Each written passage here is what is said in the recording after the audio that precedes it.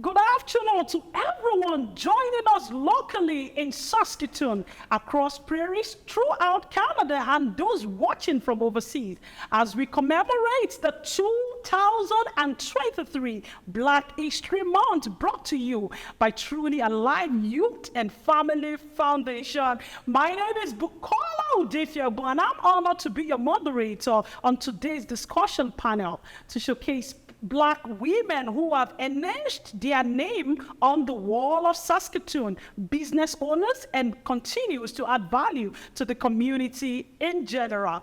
Before we proceed, we would like to give our respects to the land. We acknowledge that we are reaching you today from Treaty 6 territory and the traditional homeland of the Métis people.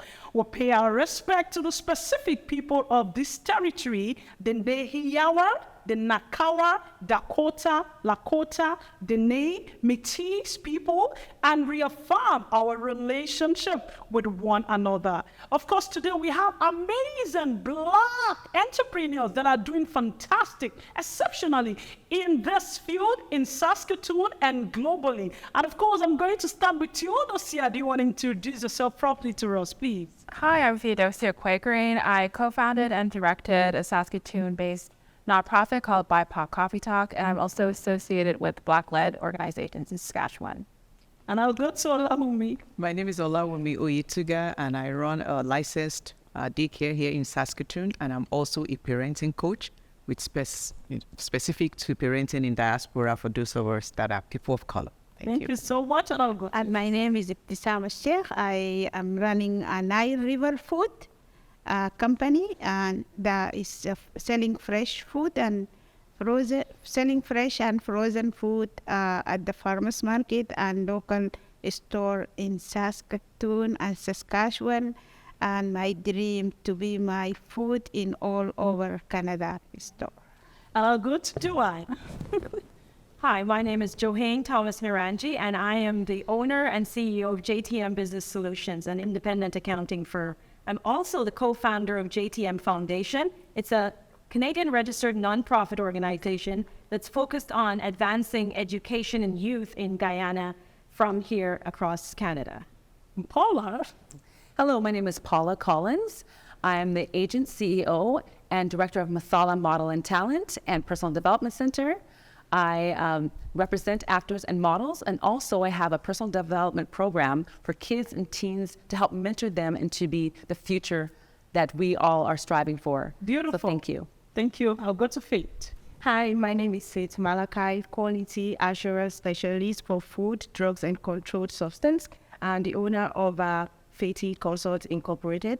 And also I co-founded the Black Canadian Quality Society, which is focused on mentorship and helping immigrants that are Blacks to get started in their quality careers.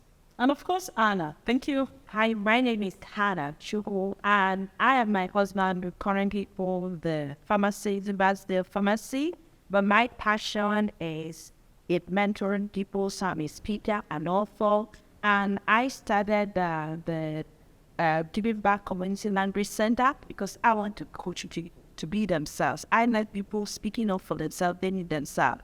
So we currently pastor a church here in Saskatoon, and we are ready to mentor people all the time. Thank you so much, and I'll pass it on to Tosin.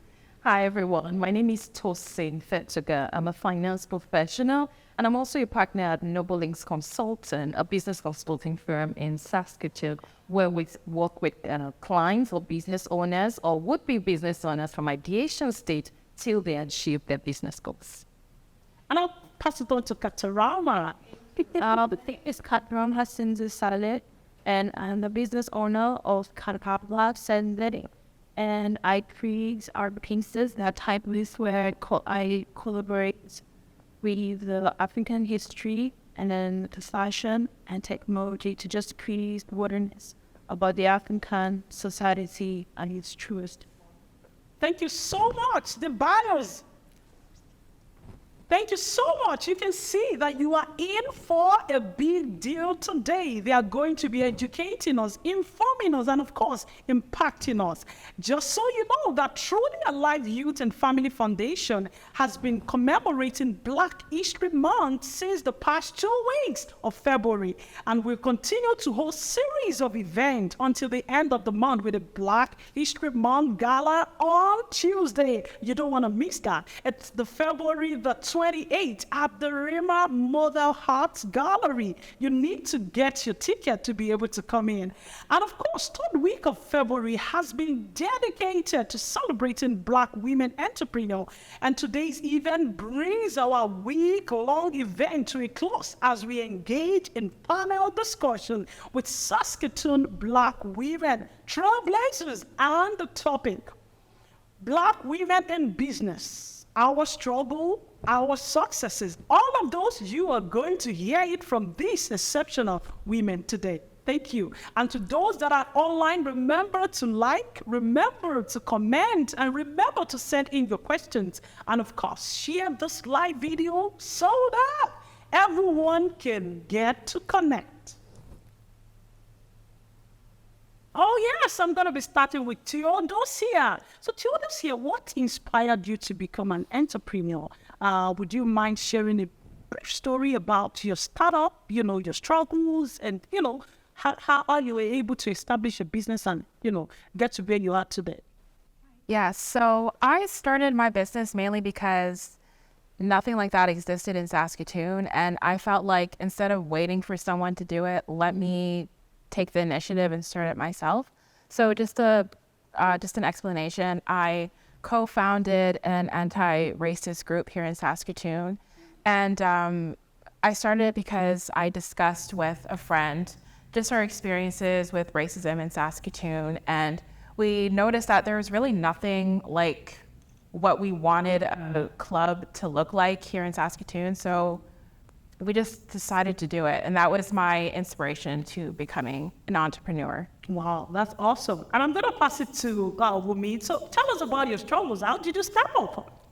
Well, so starting up for me, like you read in my bio, I have a daycare. Mm-hmm. The struggles we find on the space, getting the financial resources needed to start up a business. And I'll add this in there that when you're starting out new, buying everything new is not the way to go. So I'm just adding that as an advice. So starting up was having to buy things from garage sale, from Value Village, renting a space that wasn't conducive enough to start with, but knowing the end goal in mind of this is where I'm going, let me save up money for when I need to get there. So the main challenge that I had then was finances. And a little bit of the other challenge was getting clients or customers, getting people to bring their children to trust me with that. But that was the finance one was like the more challenging one. So the finance was almost more than the trust that you need them to build in you, right? Yeah, the trust part for me, because I'm a Black-owned business. And the reason I went into childcare is both passion and a calling, and also seeing that there was a need for us when we moved here that you want to put your child somewhere where you think the person understands your language, your body language. They will take care of your child. They understand how we raise our children in our culture. So that played a very good, it was a positive thing for me. It was a plus to get people to trust me to bring their children to me. But then starting up anything from the scratch, you have to find the funds. Exactly. And for me, somehow, I was a little bit blessed because I had a job. I'm a registered nurse, so my salary from nursing had to be pumped into the daycare, which means you had to let go of some life, pleasures and all that. Awesome. So your major challenges were getting people to trust you and, of course, the finances. And I'm going to go to Ebit. So, Sam, you want to let us in into your story. How did you start up? How was the journey like for you? Yeah, the journey life, I actually... to be in business is my dream when I was a child. And from that, when I decided to go to university, I decided to go to commerce, and I finished my degree in commerce, then business administrative. That is just also helped me or to give me idea when I start. And the cooking is something that is my passion, something that I love, and that's why I start my business in the food. And when I moved to Canada, I thought about what about people, they don't know me where I am from. And many times they asking, where are you from? Are you from Africa? Are you from where? We don't know your feature, your skin, they didn't show where are you from. That's why I just started, I will name my business after where I come from, Nile River Food, and that way I started. About challenge, my first challenge here is the language. English is not my first language. I came from region is Middle Eastern, and all our study in school is Arabic. There is no English at all. And then when I came here, I have to study English.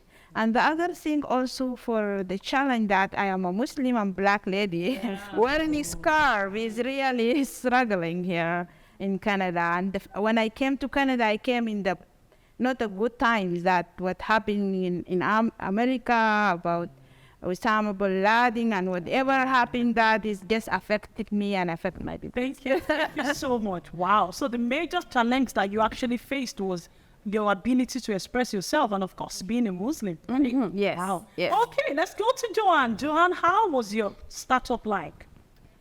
My startup actually was out of the fact that I come from a family that we've always had a business. So coming from Guyana, South America, I've grown up in a business. I studied while we had the business going on. So I'm just used to it. It's part of my nature. So coming here originally to Canada, I started as a professional in my field of accounting, but then I had the entrepreneurial itch. And so I started Exclusive Styles, which is a designer kids clothing store. And back then I could recall the challenge was not having a community, a network, because your businesses thrive when you have a community that supports you. And for that reason, we located our business at Ideas Inc., which was the business incubator. We were one of the first tenants there. So I chose that location because I realized that we need support as a new immigrant, as a new entrepreneur. So organizations like that provide and facilitate support and network opportunities and guidance and sometimes financing, that's great, and that's what we needed. And so the major challenge, I would say, is the lack of community and support and mentorship. Wow. So we need to do more of community support. We need to support our own. And that is what the Black History Month is all about. Support ourselves to grow in this community. And I'm going to go to Paula. Paula, how was your startup life? I need everyone to speak on this. Well, my startup life was not expected, actually, because I was in front of the camera, modeling and acting and doing styling. And my agent at the time moved to BC, and she left the business in Saskatchewan. And so I started up with a business partner in September of 2000, and she left the business a year and a half after we started up. So I had two young children. They were 9.5 and 3. And I was running this agency by myself, which was very stressful. I was actually afraid at the time to actually use my face as the cover of the agency because I was not confident enough and that they would see a Black face and being able to accept that as the owner. And other people were quite surprised when they came into my office, but I realized that I needed to step up and show that I've always been in front of the camera. People have always noticed me on the stage and on the runway, that now as an entrepreneur, I needed to really be confident in showing who I was and also design my classes around incorporating women of all different shapes and sizes, ethnicities, and really promoting our Black and brown models, which there was very few. I was one of the token models along with an East Indian girl on the runway all the time. So I had to really step up and show me. And so when we had fashion shows, that people could see everything, a diverse agency. And so masala means exotic mixtures of spice. Wow, awesome, awesome. I can relate with that. And that's what some of us are facing in this community. Imposter syndrome, thinking that we're not good enough, our color is not good enough, our look is not good enough, and look at us now doing fantastic in this environment. And of course, I'll go to Faith, Malachi. Faith, you want to tell us how your startup world is like? Yeah, my startup is very interesting because I just felt I would get bored easily because I was already getting to the peak of my career at the age of 27, 28. So I was like, what would I do after that? Like when I keep working for people and I'm done, there's no next step. What would I be doing? So I decided to start up my own consulting company, got it registered, and the only challenge that I've been seeing is people get surprised. The fact that I'm still young, and when I'm in the room, I'm just the only black female in the room. And when I'm talking to other people in my career line of business, they are like very old, and I know, and I see them as a father. And that's the only challenge I've been having. But helping other black immigrants in Canada has been one of the goals that I'm achieving. So we created a society, and I'm a co-founder of that non-profit organization. So it's a Black Canadian Quality Society. This is for young black people that are coming from their country, either by study or by permanent residency, express entry to Canada, to join this community so that they can get the right mentorship. You are never too young to start your own business. Yes. If you don't feel like working for someone, you can go into it right away. So, and I am glad that I started early, and it's always that I am young. Yes, no, actually, young and thriving. So it doesn't matter your age, as long as you have the more in you, let the more out and impact your community. And of course, I'm going to go to Anna. Anna, let us get into your startup. Okay. Yes, I can totally relate with what Woody was saying. Okay. Because I see myself as a born entrepreneur. Before I was a teenager, I already was running my own business. You'll be surprised. So when I tell my children, I made 202% profit. No wonder, how come? But that is me. I love business. So both my husband and myself, we were both associate professors before we came here.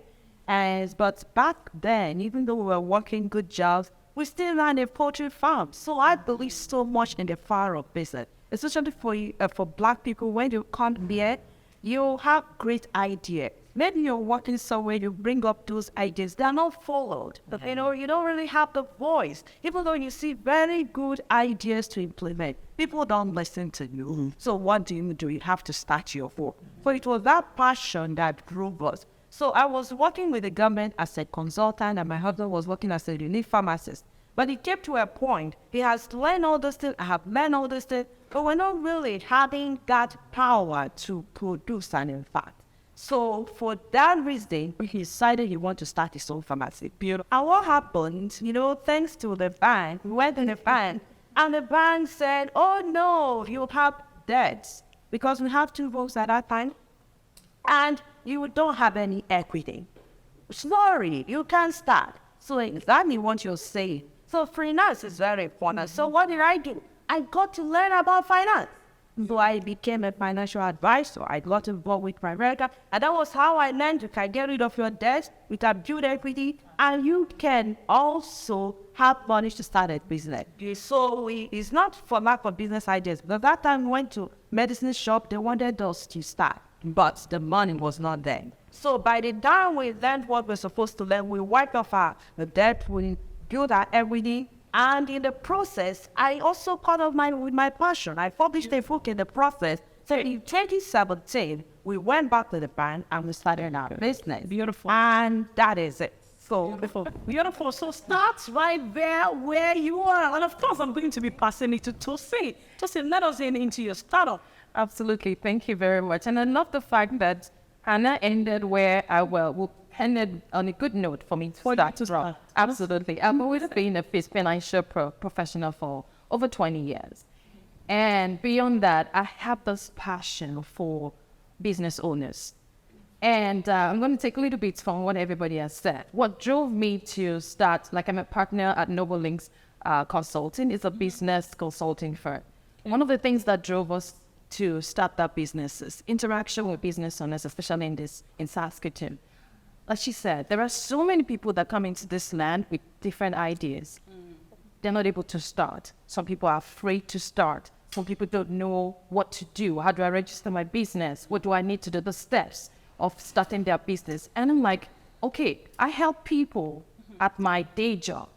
I can help my community too. And so my partner and I came together, and what we've been doing has been interesting. We meet with would-be business owners and even entrepreneurs who have been in their businesses. People are looking at expanding their businesses. We're able to connect them with financing organizations. There are so many organizations in Canada that have growths. People don't know about that. People don't even know how to register their business and all that. So you can look at me as that go-to person when you're looking for how to connect your business ideas. You have it in your head, you're looking for financing, you're looking at how to put them together.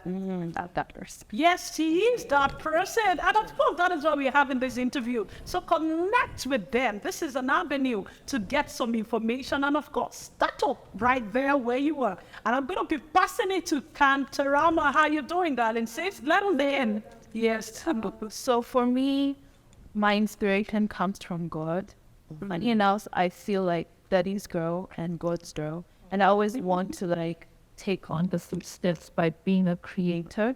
So I usually try to create something that will need me and tap into my creative side and make sure it's coming from a place of love.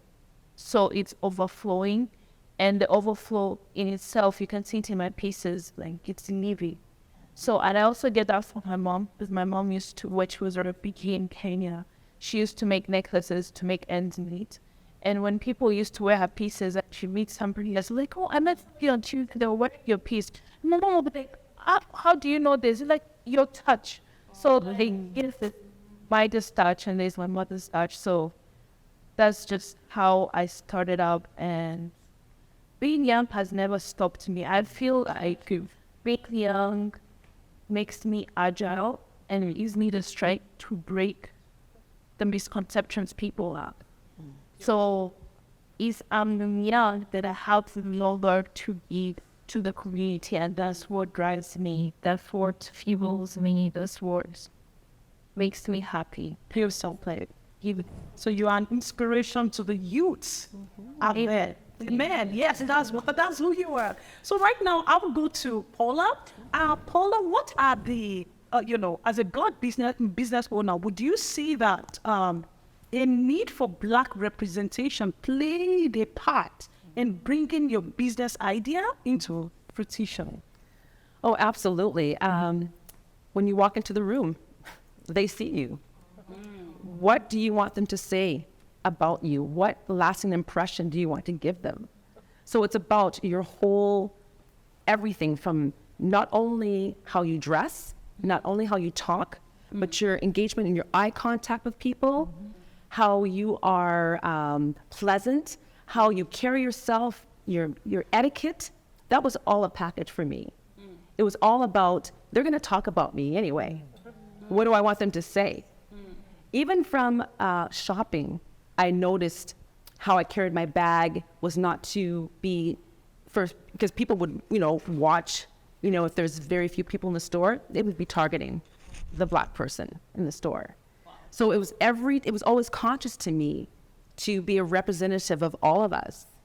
And in my business, I had to be very stern a little bit more, because push harder, because sometimes people would not take me seriously.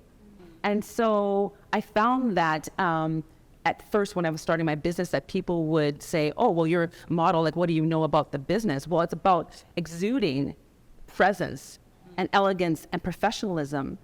And I'm exuding that every day. So that was always important to me, where I just walk into the room as myself. I wasn't always conscious of being the Black woman anymore. I'm just being Paula.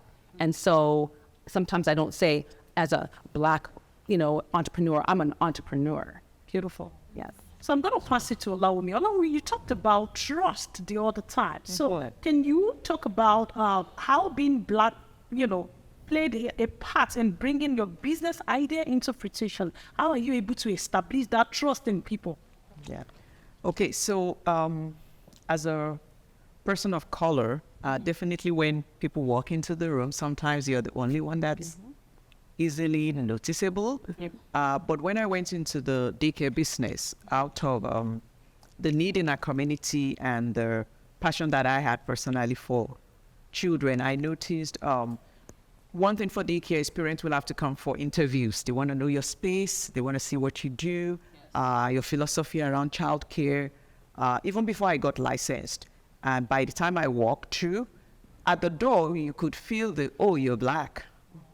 But by the time you walk through your system and you explain what you do to them, you realize that they understand that, yes, you might be Black, but you know what you're doing. Which is what I say to everyone that's Black, people of color trying to go into business. Do your homework, do your research, because people will judge you like we judge a book by the cover. But once you open your mouth and you have something to say, let it be something that is very sensible, that people will walk away from you and be able to take it to the bank like this person knows what they're doing. So for me, that challenge of being Black in my business, God helped me really early for that not to be a stumbling block anymore. Do I still have people that will still come through the door and look at you like, oh, yeah? And do I have people that have looked through everything and still not satisfied? Because you can't satisfy everybody. I mean, Nigeria and Ghana, we're still arguing about jollof rice, right? So you can't satisfy everyone, right? So do your best at what you do and let the people pick what they want from what you've got to offer. Wow, that's awesome. And I'm going to go to Tosin. Tosin, you're in the banking sector. And I know that your representation matters as a Black woman. So tell us about it. Oh, wow. That's pretty interesting. I remember starting off in my office. And well, I've always been bold. I've always been confident about myself. But that was when I was seeing all Blacks, right? And everybody's Black. But I found myself in an environment where I looked around and I was the only Black. I told myself, I'm going to raise my head high and everybody's going to notice me. And that was a very important thing for me. I had to ensure that I'm not just being noticed for my skin. I'm being noticed for what I have in my head. So, when you start like that, people they have the notion that she's Black.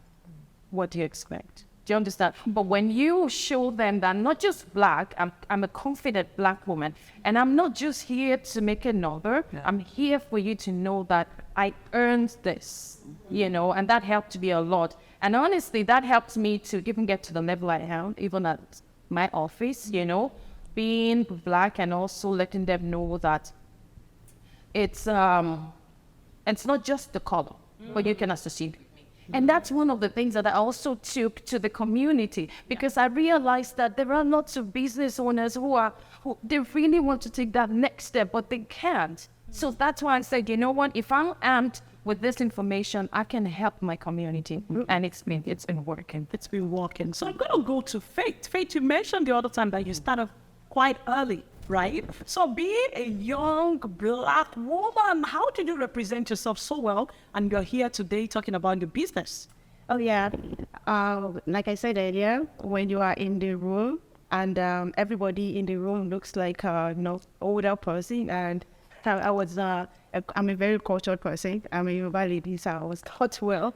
So at first I feel intimidated and I second guess myself. But I would say mentorship is really important. I did do this alone, and I have a community of Black people that were helpful. So also being a co-founder of the Black Canadian Quality Society, this was because I needed mentorship. I spoke to someone who was already a director of quality in one of the biggest food company in Canada to ask for mentorship. And we both thought of it that, there will be people that will be in my shoes that are young, and they are really fast in their career. And at 30, they would be directors, and then what after? So I would say mentorship was when I'm talking in a room, I'm feeling like I'm in my boss's shoe. I'm feeling like I'm a director, and so I should be speaking like a director, not as a page that is probably 28 years old or 29 years old. And also when I'm meeting with for business, when I'm meeting with people and they are expecting me to be the assistant, and they thought I'll be taking notes so that I can relate it to my boss. I'm like, yeah, I'm faith of the 20 concepts incorporated. And from what I've done, from the testimonies of what I've done, so I would say it is important that you get your business incorporated, you get your website set up, you have people, friends, and families give you reviews of what you've done, so that people can always go back to that. And get your LinkedIn profile, get it updated. People go into that even before they get to talk to you. They go and do a background check on you, and it is important that you have all of this set up. And you are just coming in to let them know this is face. You are coming to identify with that powerful person. Yep. So they know the powerful person is coming, but you just need a face to that. So get yourself set up and before you appear in front of anybody. Thank you so much. Thank you so much. And that is leading us to our next question about mentorship. You know, before you are a leader, success is about growing yourself. But now that you are a leader, who are you grooming? And I'm going to be starting with Theodosia. So who are you grooming? Like, right now, that is going to be a success, or maybe you no longer want to be in this business. So who are the people coming behind you, the youths that you're helping to grow? Yeah, so for me, who I would consider I'm grooming is Black girls, Black boys specifically, especially in coding, because I am in the tech industry and I would love to see more Black people in the tech industry. So I've taught a couple of coding classes through the Black Professionals Entrepreneurs of Saskatchewan group, and I want to continue to do that, just to inspire more people who look like me to be in the tech industry. Beautiful. That's awesome. And I'm going to go to Ebisam. Do you have someone that you're actually helping to grow, in the farm industry? So Where is my family? Oh, okay. My kids and my husband always behind me and support me. Sometimes, really, it's not sometimes, always thinking to give up. As a Black lady, start her business in farmer's market. Imagine yourself, you sitting as one of the first Black person who sit in the farmer's market. Nobody. And you feel like those people, what this lady doing here? We are a farm. Why she is coming here? You hear all this sometimes, and then I use my smile always, helps me. And be kind with people and ask them, come try this food. It's really very healthy. And some people, they ignore you, some people, they come. And actually, my kids is more supportive than my husband, because my husband, he's the kind of person, he's not patient. And he always, what you going to do? Why are you wasting our money? This is wasting time. Just quit. Don't do it anymore. Why are you sitting and throwing the food all the time in the garbage? No, be patient. People will know us. Anyway, that just helped me. Thank you so much. Thank you so much. It all starts from the family to the world. Thank you so much. And I'm going to be going to Anna. How would you describe your role, in mentoring the youth or helping someone to grow in your field? Thank you so much.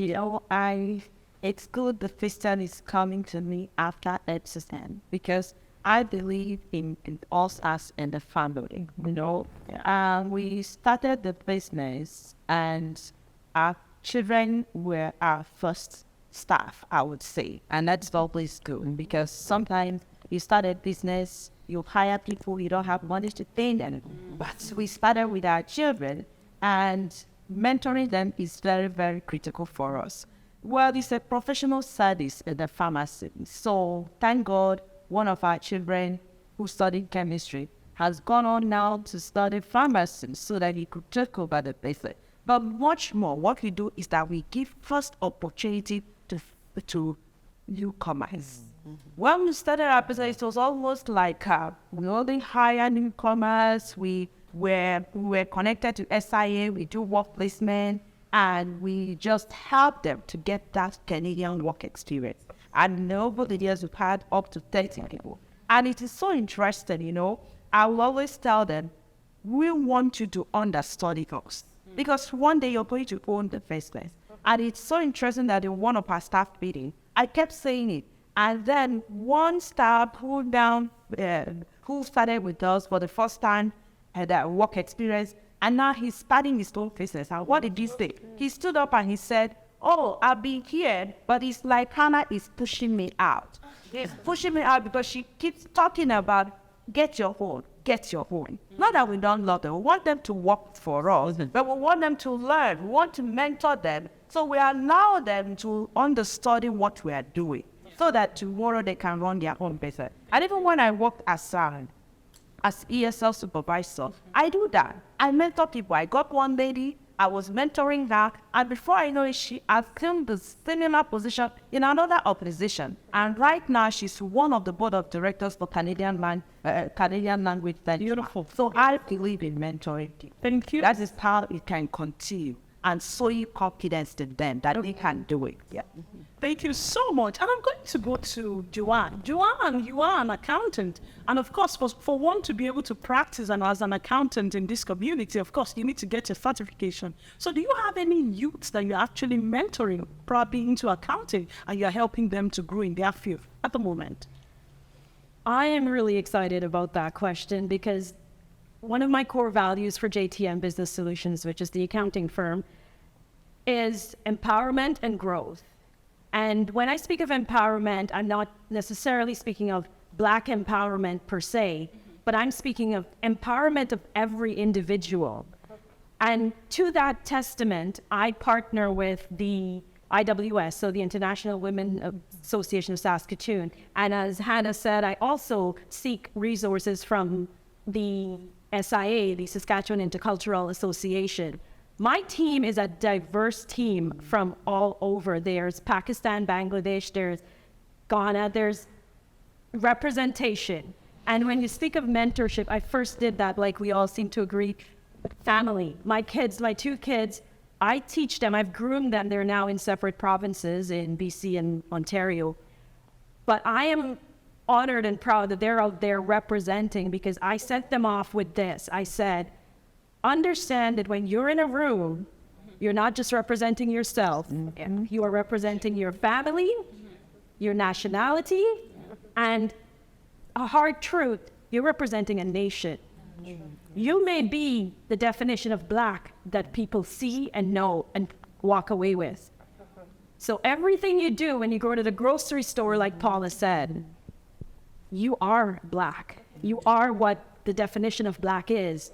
Be mindful of that. It is a heavy responsibility, but it's one that I bear every day, everywhere that I show up Black. It's the only way I know how to be. That's awesome. Thank you so much. Paula, I know you're already into that already because you do a lot of modeling, you do a lot of beauty shows for young Black women in Saskatchewan. I just want you to say a little bit stuff about what you do and how you do it actually.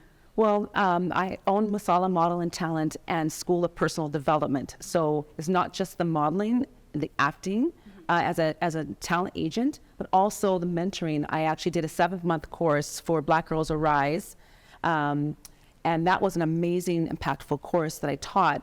That was not, just posture and poise or public speaking skills, but that was also talking about trauma, going through mental health issues, going through bullying. So mentoring is extremely important to me for Black girls as well too, and boys, but also your own self-esteem and how you carry yourself and your body, healthy body image. It's all intertwined in your whole image of who you are. So I love empowering the youth. And I am doing a course coming up for women of 35 years and over in image consulting and helping to empower women, some that have put all their energy into raising their kids and leaving themselves last. Well, hey, I always told my kids, and my daughter and my son, when we would go shopping, that yes, I'll get this for you, but mom's got to have a little some too, okay? Because it's all about, you know what, I feel empowered, I feel great, I don't want to give up everything and then I have nothing left for myself until I'm a lot older.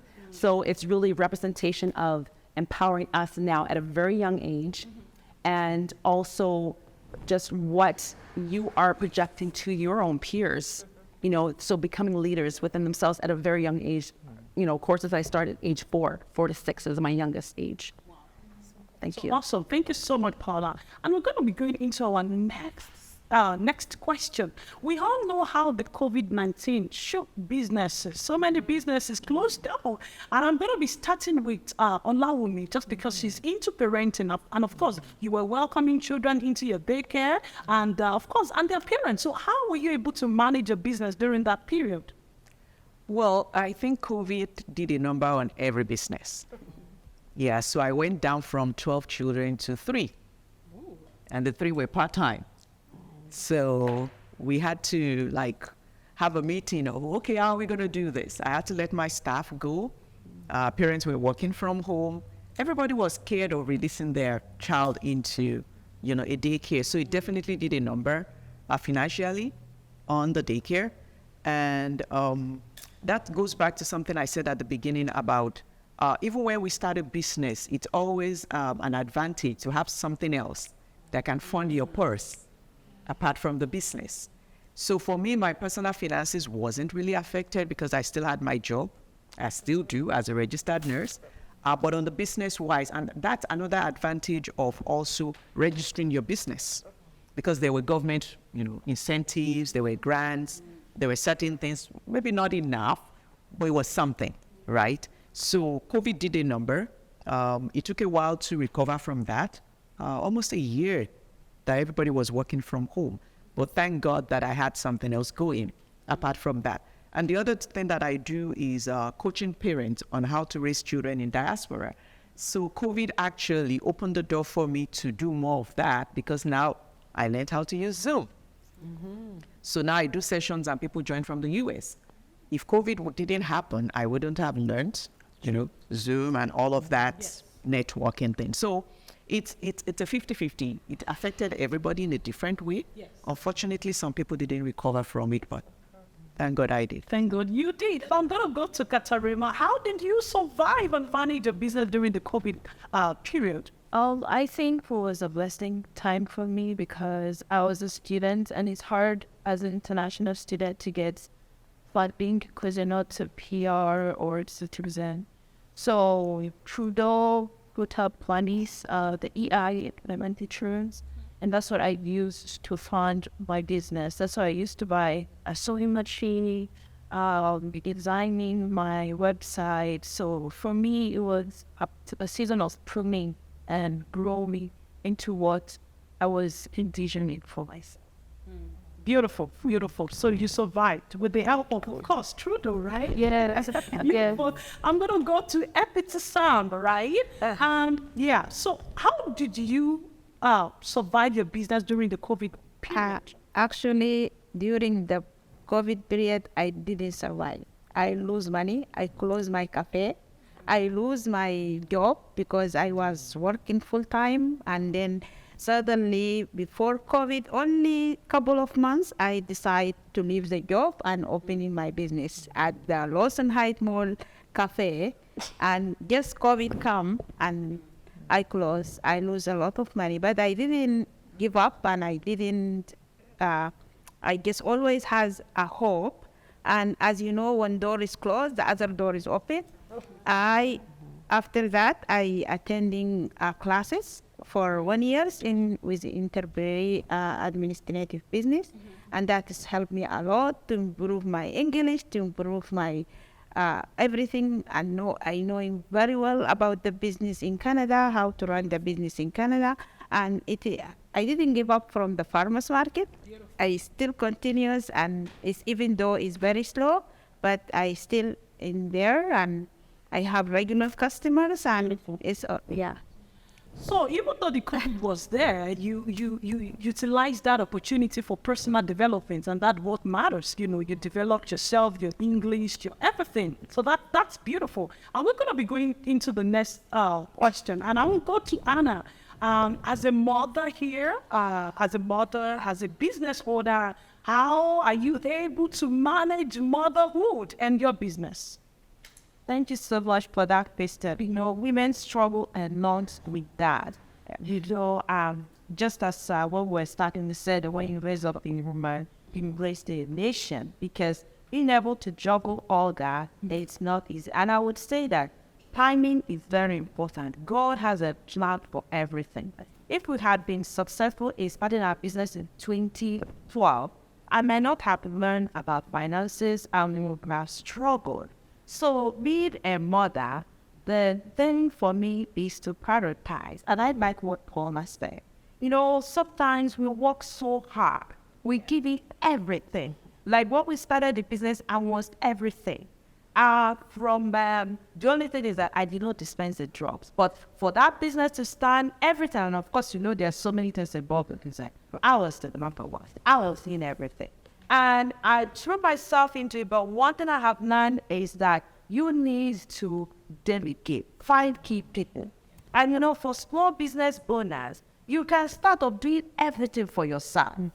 But it comes to a point where you need to hand it over to somebody that will do better. You know, like now we're getting to bookkeeping companies to do our bookkeeping. Before we went hate everything, having a house and so on and so forth.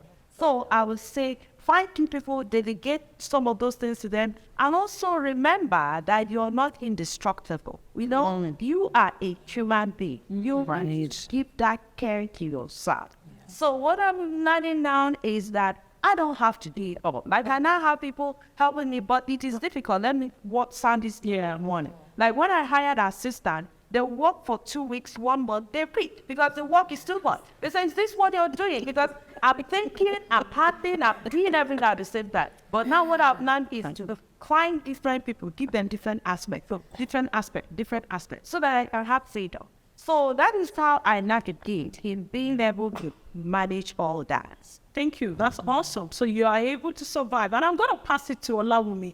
Olawumi, I know you're a pastor's wife. You are into parenting. You do a lot of things. And of course, you have children. So how are you able to balance all of this together and still surviving and thriving in your business? Recently, during COVID, I had to sit down with myself that with everything I want to do, I can only do it if I'm alive. And I can have all the dreams, all the aspirations. If I don't take care of this body, if this body drops, all the dreams go to the grave. I believe it was Dr. Miles Monroe that said that the grave site, the cemetery, is the richest place on earth because people die with their dreams. So I had to intentionally learn how to prioritize self-care. And self-care to me doesn't mean that I go for a massage. It could just be that I turn my phone off and for 2 hours I lay on the couch on the recliner and I take a nap. So being a Black woman, we know what it means to be an African woman, the responsibilities that naturally comes upon us, that we still have to attend to. And my being a parenting coach takes it back into training our children early also. For wherever we are all from, we probably were raised having domestic staff. And now we're here, we don't have that. So train your children early. What can they do to relieve your stress? Empty your lunch bag, put your jacket away. It takes a little bit away from the stress that comes with running a home. So running a business, being everything that you've listed out, there's a Bible verse that says, except the Lord builds a city, the laborers are laboring in vain. So I've learned to know that if I want to build a city, I need God's help, I need God's wisdom, and I need to listen when He's telling me, say no to that invitation. I say no. So that's one of the key lessons that I've learned right from before COVID up into COVID period. Learn to say no and prioritize your self-care, your mental well-being. Beautiful. You can't give what you don't have. Yes, you cannot give what you do not have. And I will go to Tosi. Tosi as an accountant, and of course you're privy to so many information about financial resources, you know, and I just want you to let us into some resources that are available for Black women in the community that may want to start up their businesses. Okay, so like I said earlier, there are so many avenues and resources that are available. I may not be able to mention exactly those ones now, but there are so many not-for-profit organizations who have grants from governments that you can partner with. There are some women organizations too. And also there are what we call angel investors. These are people who have come together to see that they have their resources and it's available for you. One of the things that I always encourage business owners and would-be business owners to do is you can go to the CRA website. Beautiful. There are so many financing opportunities. There's so many things. You'll be wowed at what you can find. Some people are looking for loans at the bank. There are grants that you can access, depending on the level of business that you're doing. In fact, there's a company called Grant Match. I just met them recently. They actually sit with you and discuss with you and say, okay, what are you doing? What level of business are you? These are the available grants that you can access.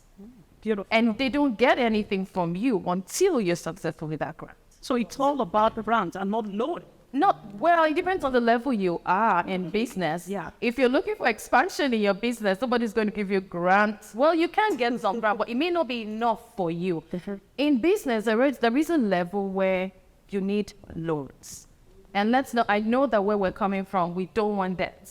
But there are situations where that loan is going to take you to that next level in your business. Let's not shy away from business loans. But when you're starting off, you don't want to go looking for loans at first. Look for those grants first. They are available. And until you do your research, I heard that. Research is very important. And sometimes when you're starting off your business too, do you want to go off alone or you want to lean on a franchise? So many opportunities. Honestly, but research is key. Go on the website. You can even type doing business in Canada. You see the resources there and you'll be amazed. Yeah. Wow. So, Joanne, I'm going to go to you as an accountant, too. You might be privy to so many resources that we can get as Black women to start up our businesses here.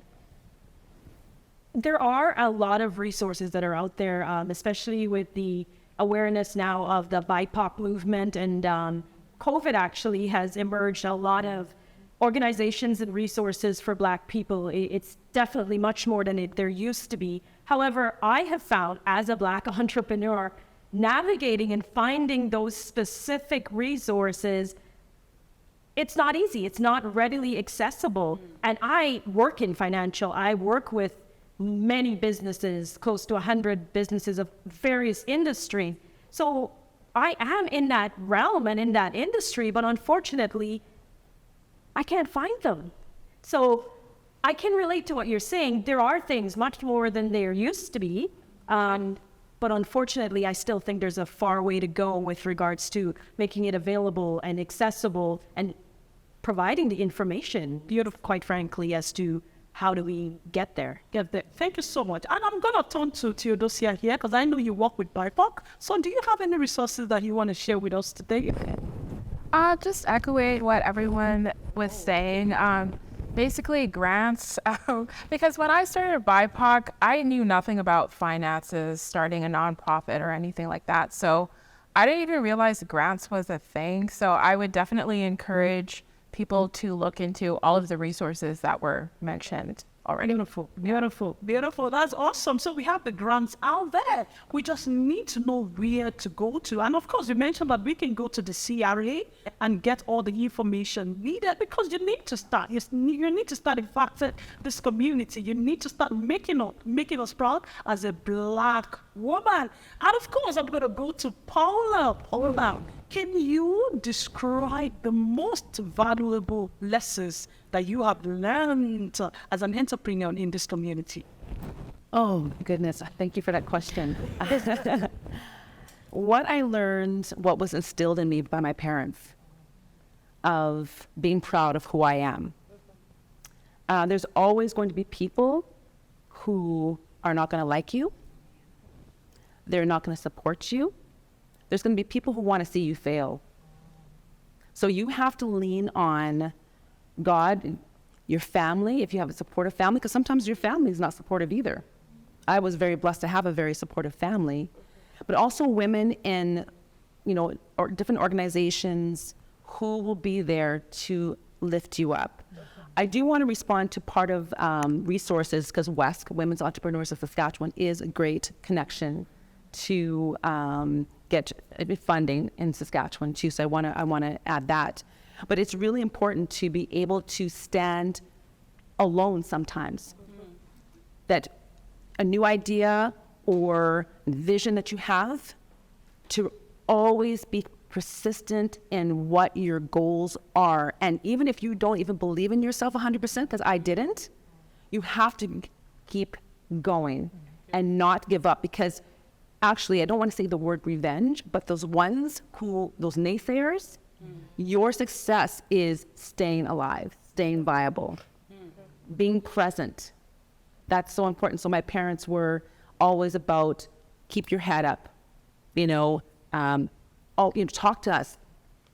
Some people sometimes they don't know how to speak out because they're ashamed, scared. You need to use your voice, talk to people, even if it's a small group of people. I need help. Thank you. Yes, thank you so much. And I would love to emphasize that, for us to grow in this community, even globally, we need to support ourselves. We need to support. And don't wait. Do not wait until someone is a finished product before you start associating with them. Let them start right there where they are. They can still write, even if they are broken pencils. Allow them, support them so that we can grow. We are all going to benefit when we grow together. And of course, I'm going to be going to Eftisam. What is the most valuable lesson that you have learned being an entrepreneur? Actually, as Anna mentioned, stand for yourself. Beautiful. And be patient and never give up. And search for a resource around you. Even beside you, someone who's sitting beside you, you never know who is that person. By asking question and getting the answer, that is some directly to your resource. And I have example in the farmers market. I always ask. I am always asking question. I always asking, and keep your eyes open around you.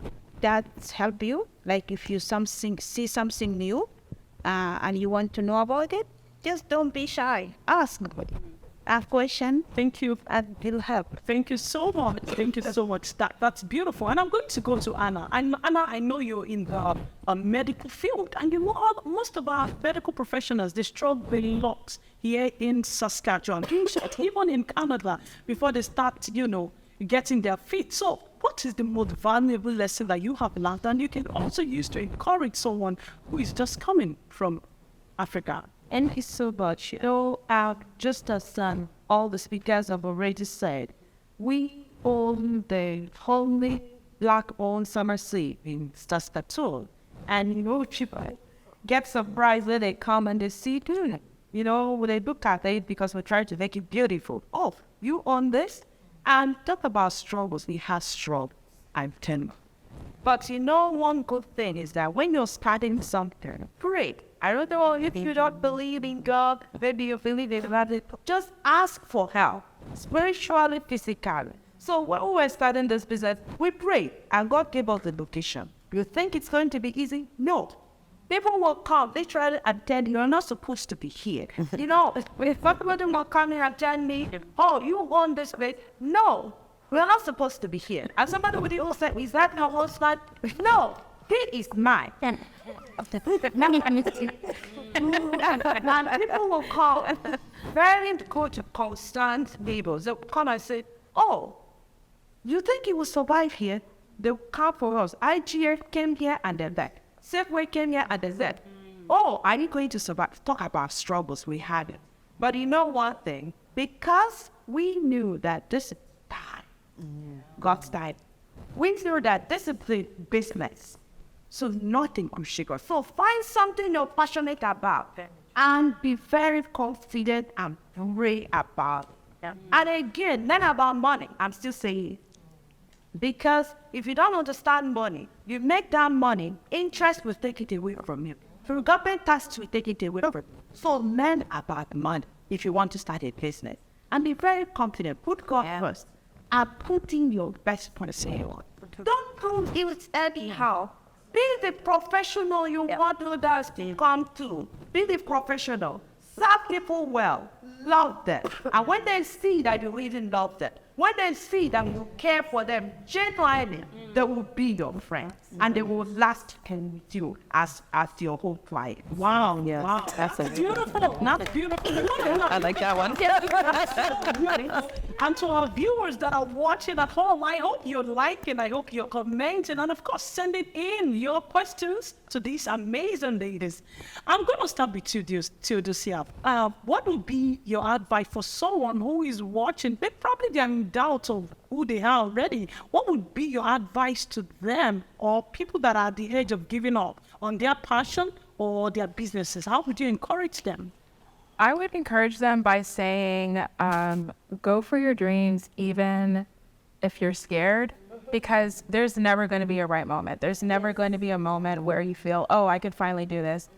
You're going to go into it scared. So I would encourage you to go for it anyway. That's what I did. I started my entrepreneurship journey during the pandemic, during 2020. And I'm just so grateful that I've had mentors. I don't feel like they realize they were mentors. A lot of them are in this panel, but they definitely kept me inspired to keep going, even though there were times where I wanted to give up. So surround yourself with people who inspire you and go for it, even if you're scared. Thank you so much. Same question to you, Olaomi. Okay, same thing she said. You won't always have everything lined up before you start. Once you know it's the right timing, just start. And we also need to learn to celebrate our little beginnings. So you want to build a mansion, you start from the foundation. Maybe you want to go into cooking business, start from your kitchen. You know, use what you have right now to get you to where you plan to get to. So don't give up. Beautiful. Same question to you, and we're going to go on and on. I will say to them, follow your dream. As all of we know, the business is risk. If you scared or you're not scared, it's the business and it's a risk. Take the risk and follow your dream. And find the way that you follow your dream by stand for yourself. As is, if you're black or if you're Muslim, you will you just avoid all the challenge by different way, and that will help. And also, you believe in yourself. If you don't believe in yourself, you can't do anything. Beautiful. Thank you so much. I'll go to Joanne. My advice would be to start where you are. But we are all gifted, diversely so gifted. You just need to tap into that gift that is uniquely yours and own it. We may all not be entrepreneurs, but I tell you, we're all gifted. And you can be a leader as an employee. We are all leaders in our own right, as stay-at-home moms, as nurses, as janitors. Lead from right where you are by living your passion, your true and fullest potential, because you are uniquely gifted to do so. Thank you so much. Beautiful. And I'll go to Bella. Well, taking a risk, we all take risks all the time. And don't be afraid of failure, because failure in something is a lesson learned to do better. And I'm sure that there's no way that any person who is successful in business has not failed. There's people that have gone bankrupt 2 or 3 times and then they have an empire. Also, knowing your worth. It was hard for me when I was starting to raise my prices in my classes, and because I felt that maybe people wouldn't pay for the services that I have. I've been in business for 23 years. It was time for me to raise my price, even after the pandemic. And I did, and people respected that because I had a lot to offer. And also to, as you know, friends and everyone, but there's people that ask for discounts all the time. And it's hard because you want to help others, but then it's like the same as like if you're asked to work a certain amount of hours and then someone says to you, oh, I'm going to cut your hours. That's not the same thing. So you have to respect other people's business. I'm not going to come into your pharmacy and say, oh, well, can I get a discount on this price? No, that's what the price is. Honor the people that you want to support and help build their business as well too. So that's really important, is to stand firmly in what you believe in and also know your worth. Beautiful. Thank you so much. And I'll pass it on to Faith. So my advice would be put a monetary value to things that you do for people. Beautiful. If you're a business owner and or you are getting started and you feel like I have to like have a business drafted out, I need to get a business analyst to help with all of this, you might actually be doing something already and you don't even know that it can make you money. So from what I've learned in my life experience, I would say I was helping people, like, help them with their documents just because I felt like I can do that. I never saw it as a business because I thought, oh yeah, how can you be QA and own a firm by yourself? So I was thinking, I have to like get into other businesses, probably at the Sandwich or something like that. That's how I can own a business. So you are already doing something. If you're out there, you're already doing something. Put a monetary value to it. Let people pay you for what you're doing. Yes. And of course, I'll go to Anna. Oh, I didn't know to ask. It's for everyone, actually. Yes. Just like we've already mentioned, what many of us have said. You are a representation of not only, there's this thing Jesus said, for their sake, I sanctify myself. It's not just because of me, but because of what I represent. My family, as per Joanne said, and the Black community. To do it and stand for it. At one end, I would say, you may be watching while working for some money. You know what the Bible says? When you're faithful in somebody's way, more will be given to you. So work with all your heart. Take leadership, as we've already said. And you know one day you have the opportunity, as she said, that thing you already do. Put a monetary value in it, be confident about it, and people will pay. What do people pay for? They pay for service, they pay for professionalism, they pay for people who will value them. And you have all those, you will be paid. Yes. So that's what I would encourage people working in the state to understand. Thank you. Thank you so much. And I'll go to Tuesday. Right, awesome. And I'm going to take it from there too. Yeah. Be paid for whatever you do. Just first of all, like everybody has said, be confident about yourself. It took me some time to believe in myself. And I know a lot of people do that. We have this imposter syndrome. We're not good enough. What we're doing, is it really good enough? It is good enough. She said it. You are gifted. That gifting is what you want to monetize. That gifting, that passion that you have. A lot of people are looking at, what business should I do? I really want to go into business. What should I do? What is your passion?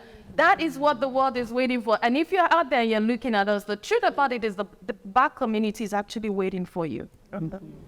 The cloud, the sky is big enough for all of us. We need you to come out and start doing something today. There's something that I really wanted to talk about again. Black money does not stay in the Black community.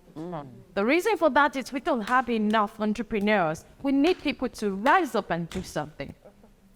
Thank you so much. That's wonderful. And I'll pass it to Katarama. Thank you. What I would like to say is, like, as unique as your fingerprint is, whether you have a twin or not, that's as unique as you were. And you should be very proud of it. And just know that if God took time to take you as an investment, you have to bring return on that investment. Come on. And that your gifts, there's enough space, enough resources in this world than the world would like you to think, and you are your resource, and you don't have to look any other place for your gift but within you. What makes your heart beat? What makes your heart worship when you think about serving people? What makes your heart like overflow with love and just grow into that? Because once you love something, love is patient, love is kind. You will be patient with yourself. Patient process come out. You will be kind to yourself. You take care of yourself. So everything that comes from love, just know it's godly. So, and just like embark on that journey, and don't try to please people because you'll say, oh, they'll be disappointed. But look at it this way. Yes, they'll be disappointed, but you will not disappoint everyone on that. You too want the full dead. But if everybody else is not impressed by the work, then continue going. Like those who matter don't mind, but those who mind, they don't mind. They don't matter. You said Yes. Wow. You can agree with me that this has been very, very informative, educative, and of course, impactful. Thank you all so much for coming out to share your stories, your struggles, your successes. And of course, we are still in February celebrating the Black History Month that is brought to you by Truly Alive Youth and Family Foundation. Thank you all so much for your submission, and we will close for now. And to all our viewers watching us globally, thank you for standing with us. Remember, you need to share this video for someone to see. Go out there and make an impact, and we will close for now, and bye for now. Thank you.